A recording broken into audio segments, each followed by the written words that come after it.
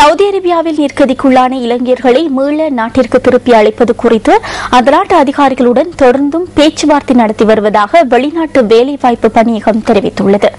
Saudi அரேபியாவுக்கான இலங்கை தூதரக தரப்பினருக்கும் அந்த நாட்டு அதிகாரிகளுக்கும் இடையில் நேற்று பேச்சுவார்த்தை இடம்பெற்றதாக பணியகத்தின் பிரதி பொது முகாமியாளர் மங்கள ரந்தினிய குறிப்பிட்டார்.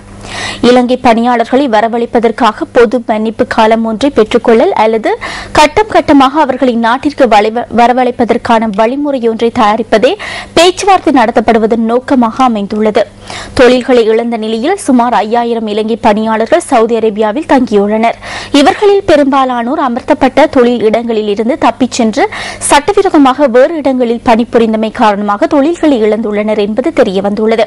எனினும் தமக்கு உறுதியளிக்கப்பட்டவாறு சம்பளம் வழங்கப்படாத காரணத்தினால் தத்தமது தொழில் இடங்களில் இருந்து தப்பிச் சென்று வேறு இடங்களில் தொழில் தேடிக்கொள்ள நேரிட்டதாக இலங்கை பணியாளர்கள் சுட்டிக்காட்டுகின்றனர்.